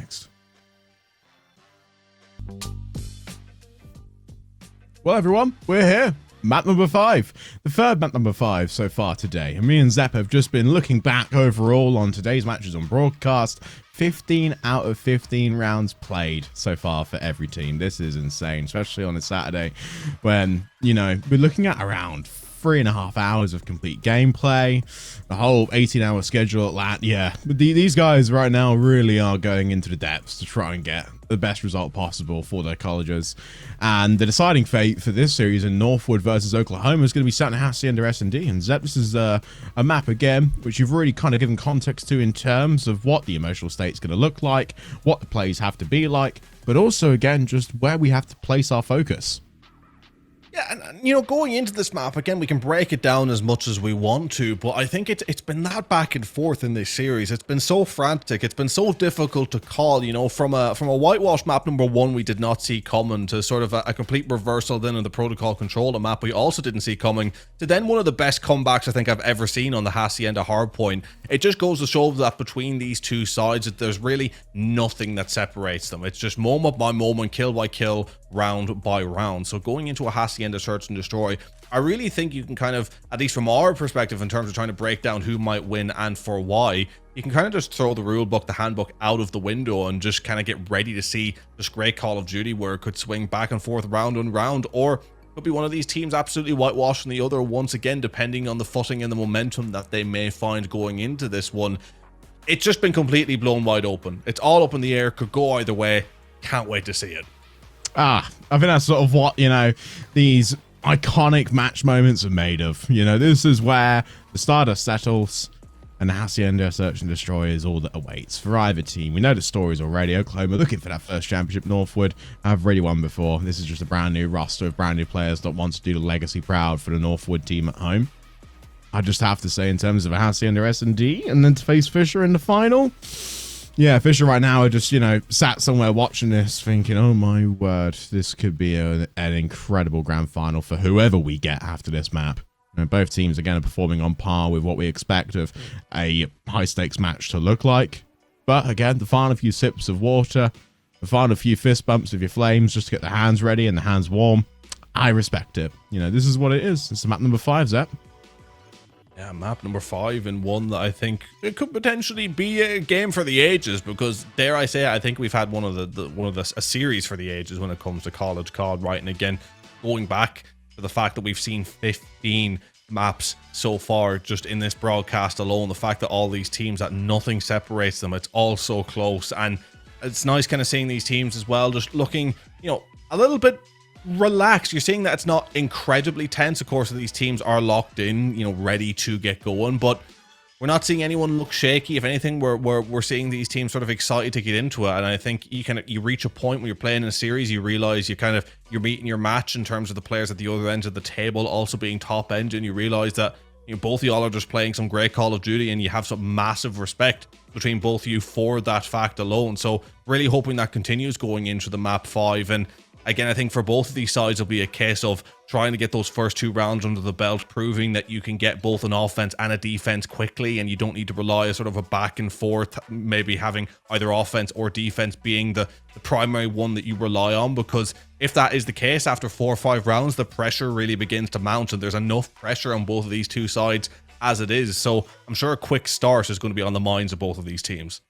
Absolutely. I don't think in terms of form and flow and expectation that either team wants to be down at the first total, but the same token, I also have to kind of at least alleviate an idea of what actually is the strategy going to look like in Hacienda, because usually in the opening 3 rounds we see it, Zep, there's 8 nades in the middle of the map, and then you see a 4v2 instantly on either extremity, either north or south lane. So I feel like in the second phase, when we have the first few bloods drawn, that's when we actually see tactically the elements being played. And it is quite rare nowadays, unless of course you've got a talented team that can control the north side of the map, to see 4 players alive at any given time. But we have seen before, players slow it down drastically, and some rounds could be 45 seconds gone, no engagement made, and not a single lick of intel to give. And that is going to be the real curious thing to see at the beginning of these rounds, if we're going to see a team get overly aggressive to a side quickly. I think both of these teams, given the way that they've played throughout the course in the series, how they've both had their moments of being arguably dominant, I think we're going to see players go out mid relatively quickly to begin with. I think they're going to peek out both lanes. They're going to see how the aggression is going to be. They're going to really want to go around the middle of the map to just get a sense of how the other team is feeling like they want to play the first few rounds. Are they going to see if someone's playing aggressive? Are they going to see if someone's sitting further back? How much map control can I take to begin with from which angle I want to push forward on? It's just really a case of feeling each other out. And again, that first round or two, you have the opportunity to see if you can get something to work, and maybe even try an ultra aggressive play towards rock, because again, those aren't going to work for you every single time, but if you can get them to work a couple of times, that could be a great way to get an early lead. And this is where now we just see Oklahoma file in single line formation. But Mock, I'm interested to see why the team kill has taken place there. Okay, interesting. That's the opening round where Oklahoma took the riskiest strat, but Northwood self-sabotage straight away. Noom, 1v3. Yeah, well, I mean, good way to get yourself a kill early on, I suppose. Granted, maybe one of your own comrades, but hey, maybe that's how confident you are. I feel like you could do a little quick 3v4. Yeah, why not? Around number 5. Yeah, I mean, look, sure, you've made it this far. You're good. You might as well just prove it by winning a 3v4 as Noom here in a 1v2. It is possible from this position, and I think Oklahoma will be really not very happy with themselves if they weren't able to pick it up from here, but I think they realize bomb is down, holding the lanes together up top. It'll be very difficult for Noom to get in here.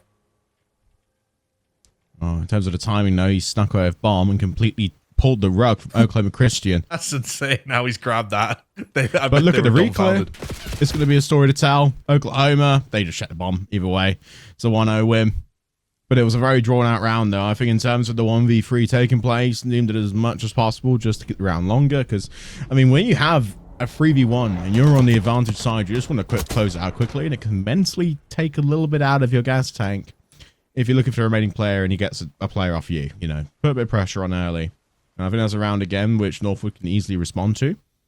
In turn, I just think now we have to see, and when the halves are flipped and Oklahoma have to plant, it's about where they break off to. Do they go from the north side of the map and try and stick B straight away? Do they send nades straight towards mid and try and get one early? We know Proda's very good at sticking a nade, but can he do it at least through this opening sequence. And Northwood, wow, now gripping in pairs of 2, trying to close down or squeeze the remaining Oklahoma players out of position as Dak draws 1, Oklahoma draw 2 back.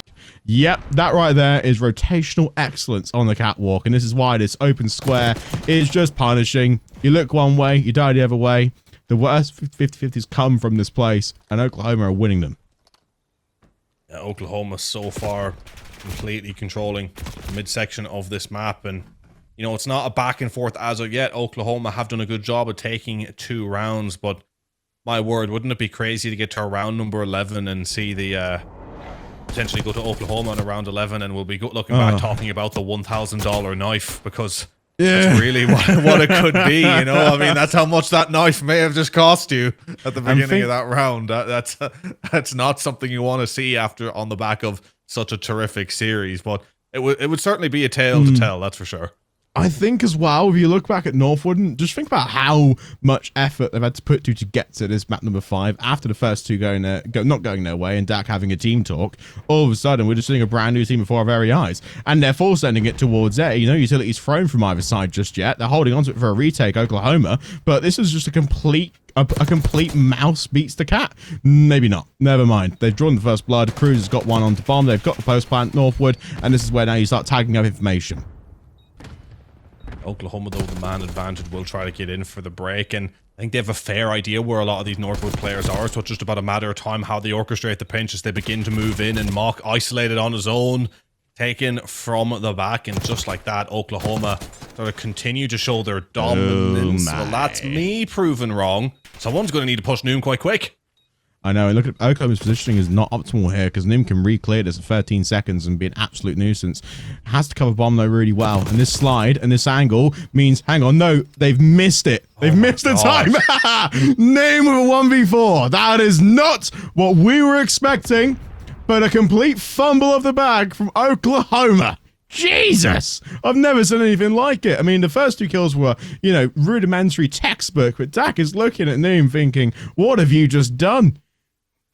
I'm baffled by the way this map 5 is going so far. I mean, it is, again, so much credit for Northwood being able to take that round, but had no right to take that round. How did that happen? How did he play his life? I don't understand it. I absolutely don't understand it. But look, credit, getting the job done, getting a round on the board for Northwood. It's exactly what they needed at this moment. Let's move on to this one now. Northwood again have populated the middle of the map. Same for Oklahoma, but bomb carrier Cruz has gone in behind enemy lines. And Noom taking out 2 in this instance as well. And the intel on Cruz means, okay, we've got B open here. We can try and funnel it. But I think right now just playing it safe, taking your time to try and get an extra kill on the board is what Northwood are hoping to achieve. But Northwood are playing slow. This again is a problem for Oklahoma. Huge kill coming through from Gus. Cruz getting dropped though now, 2v1, and Northwood potentially answering back with a nice 2 rounds of their own, not wanting the tail of the $1,000 knife, trying to fight back again. I feel like they'll be really ruined to regret that moment, but of course can't think about it now as they manage. He swapped weapons, Ep. He swapped weapon before the gunfight. That could have been close. Oh my word. Yeah, it's just back-to-back rounds with different situations. I feel like at this point, you just have to think what could have been different. Yep, there's the animation. And Flames only needed a bullet because he was super weak. So yeah, maybe it's a round that you can't hop on too much. Health is a huge factor. Flames had his teammates back. But look where we are now, 2-2. And Mock hasn't even got a kill yet. So it doesn't even matter in terms of volume. It just matters in terms of placing your bets. But again, Noom's heroics, that's a round right there that will be talked about for ages. I mean, I think it's a good point to point out Mock as well, you know, not having a kill yet, meaning that once he starts to be able to get on the board, which you would think is inevitable for a player of his ability, that's going to really set them apart from Oklahoma, who have kind of already had all 4 of their players picking up the kills, but just maybe not picking up enough of them to see through all of these rounds. But now in a 2 versus 3 in sort of a good position here to take this round, but Northwood going to stick together as they try to get to A, but I think Oklahoma have the read of this, going to be peeking the window by the time they get round. Yeah, but Oklahoma's clears on this one. Again, the intel on Noom is there. I'm not sure it's that the second player. Yeah, okay, fair enough. Mock's taken down by Cruz. And our Numa's left on an island against 3 Oklahoma Christian players. And they respond in timely fashion. Oof, jeez Louise. This has been an S&D the last 3 rounds. Haven't looked so clean from either team. But I feel like there, looking at Dak, I'm looking at what he's saying to his teammates now that they've lost that round. And I feel like, again, like you said, Mark will get on the board. Things will be a lot more interesting. Because once we see him activated, then there is going to be a slight gap forming, especially in terms of the first bloods, especially in terms of where the rounds will go. But on the attacking round, it's Oklahoma again. We've seen them beforehand, at least now opt to try and play this one as a stack of 4 to either site. This time around, though, they're going to go straight towards mid, get behind enemy lines, and make it confusing for Northwood. Gonna go quick as a checkerboard kill feed, but Oklahoma coming out on top of product, picking up the trade. Another 2 versus 3 scenario, and listen, I don't want to jinx it or anything, but we go back to map number 1. The difference between the 2 sides of map 1 is that you had Oklahoma very even across the board when it came to the KDs and the contributions. Northwood not so much, having players overperform and players underperform, and I think the consistency is the 4 was the difference maker for Oklahoma winning that one, so we could be seeing history repeat itself here all the way now in the map number 5 as that bomb gets planted. Yeah, Mock and Flames have an idea. Long flank around as a pair of 2, avoiding all the traffic of Oklahoma through the middle of the map. When it comes to the retake, again, it is basically a 2v2 Zeb. They're relying so much on here for Manny to wrap back and join the pack. But it could be an easy take, an instant 1v2 for Oklahoma if it's played wrong. Huge gunfights coming through, but of course the 1v2 now, leaving Flames having to pick up this kill, but even then wouldn't have had enough time, and Oklahoma getting a crucial round. And you know, we've seen these rounds go in batches of 2 for both of these sides, and if Northwood can't get the next round on the board and Oklahoma just go 1 away from taking the whole thing, listen, the way the series has gone, you could see sort of a near reverse sweep of the search and destroy at the death, but you would think Oklahoma with just 1 more round will have done enough to get over the line. And Northwood clearly frustrated with so far how the game is going, what they can do to right their wrongs. I mean, again, it is just an instance where one player is really trying to do everything all at once. But now we're going to see a beautiful team hit here. Not just Oklahoma funneling down the south side to create an overload, but Northwood can respond with nades of their own to get information. Prod has slipped. Huge 2 for Oklahoma, and this is damning now for Northwood. Are we potentially seeing the momentum drop here at the death as Oklahoma just turn it up another notch, another gear at a crucial moment? Minute left to go. Northwood, without the bomb, without any control of the map, are left stranded, separated apart from each other. It's Oklahoma's to lose from here. Yep, a very much bunker set up from Oklahoma. They've got players darted around the site, not leaving the extremities. And all Cruz has to do is just hold an angle. But Northwood have to be dynamic here. They're just really sparsed out in the middle of the map. They've dropped down to Cruz's position. In terms of crossing, a slight tick on the nade, but has teammates to support it. That pillar is going to be a very crucial move, because now Dak's left in a 1v4, 29 seconds left. Bomb site's covered by Oklahoma. And not enough angles here to clear up players, so it's going to be a 5v2 Zep, or sorry, a 5-2 scoreline. A climb that might be a little bit insurmountable, I think, for the side of Northwood, where Oklahoma take arguably the most convincing round of the search and destroy so far, as they just seem to have edged themselves over the line, crawled past the finish line in what has been such an entertaining series. Of course, technically not over yet. We cannot count Northwood out by any means, but I mean, surely this has to be it. I mean, if Northwood pull this back, then I think it is fair to say this is absolutely a top 5, maybe even top 3 series of all time. And this could be the deciding round. This could be a ticket to the grand final. $3,500 secured. But who's going to take it? Both teams, again, opting for a slower strategy, where Oklahoma is sending Cruz through the water, slipping Mock's vision. And he may be able to take out Mock as well, which is going to be huge. This is not just a big play to make, but it could be game-changing, especially when it comes to the pressure, because Northwood are going to hold their positions until something changes. There's the kill. Now they're darted towards the north side of the map. As you said, I think that was the make-or-break kill. That's control of the position now. Cruz is going to be a thorn in the side of Northwood unless Dak can deal with him right here, and he actually does. Massive kill, making this 3v3 a more winnable situation. But look at Northwood. They've got perfect positioning here to try and cover or even get a defuse. And Gus has to pre-fire this angle to make it dicey. Oklahoma. They close it out. Man advantage secured. But it was all down to the kill on Boathouse to get it in the first place. Northwood responded in timely fashion, but they bow out. Third place. Still $2,500 spread across the players. They're not walking away empty-handed, but definitely disappointed with a season that could have been theirs.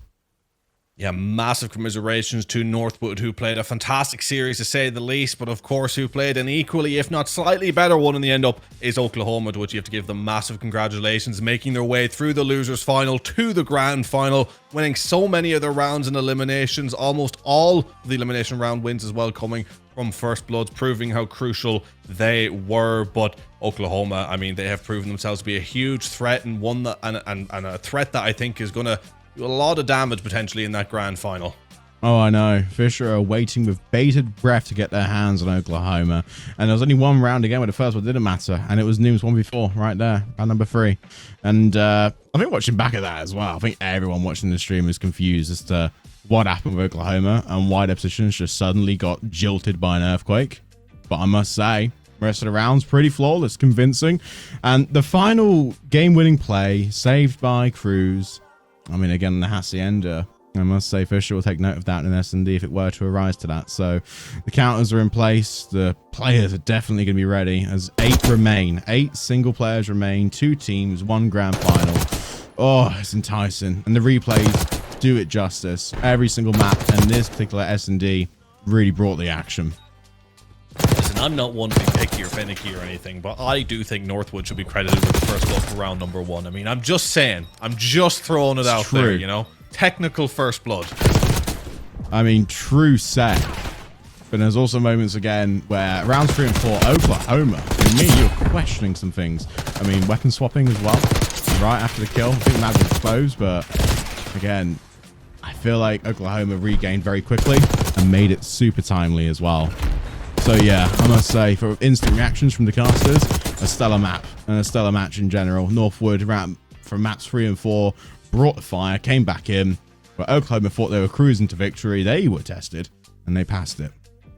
Yeah, I mean, look, I think it's fair to say, you know, as casters, that, you know, you get a game every now and then that feels like it's just an absolute privilege to be able to bring to an audience, and that certainly was one of them. I mean, that whole series throughout just had us constantly guessing which way it could go, constantly throwing surprises our way. Just when you think a map's going one way, just when you think you've got a read on where the series will go, it just goes in the completely opposite direction. And yes, that map number 5 ended up being a little bit scrappy. I don't think we saw perfect Call of Duty in the end up by any means, but the rest of the series is testament to the fact that both of these teams can play immaculate Call of Duty when the time comes, when it is necessary. I think both of these sides in the end up just had such a read in each other that they had to go so outside of the box when it came to the search and destroy and kind of try and grab onto a scrappy victory. But Oklahoma now will have the chance to reset, regain, be happy with an extra $1,000 in the pocket, and go and try and get a little bit more as they'll be facing Fisher Esports in the grand final. That's right, Zep. Winner of that match takes home 5k. Yeah, 1,250 per player. And you don't want to let that slip up. But Fisher Esports, they've waited patiently, very patiently, through that losers finals just to get an eye on who they'll be seeing for the grand final. We'll have 7 maps to bring to you as well, bringing up the total right now, currently 15 out of 15. Let's hope as well for Proper and Seymour that we do not curse them with 7 maps in a row, because that'd be quite a lot. But I must say, in terms of it all, Zap, that's it for us in College COD. I mean, what are your parting thoughts and words? We got to do it. We got to the final moment here. LAN finals, baby. Yeah, well, I mean, I think I can speak for both of us when I just say as well what a privilege it's been to be a part of College COD this season, getting the opportunity to cover all of these games, see these teams in action, and also work with such a fantastic team in the background as well. I mean, each and every person here put so much work into making this product that you're seeing in front of you today as the audience. I mean, it's no easy feat by any means. Believe me, now doing some work on the back end of things myself, I see how hard it is to run all these things and get it all together. So I have to give such a shout out to all of the team in the background, the rest of the casters, and obviously the teams, the players who are taking part, and everyone who sat at home watching this today. It's been so much fun to cover it and roll on to the grand final. Absolutely. I mean, for me, again, it's the NECC. Got to thank them, the senior staff, for trusting in us to come into a product that they love and do it justice, do it well. I mean, League Ops 2, referees, admins, social media team. There's too many teams to count. But everyone has pulled their weight, done so well, and cares so much about College Card. And without further ado, final sign off for myself, Connie, and Zep for the 25 CCL season. We thank you for watching. We thank you for your time, and we'll see you for the next one. We're going to see a champion up next, so don't go anywhere. This is where the crown is going to be placed on 4 players.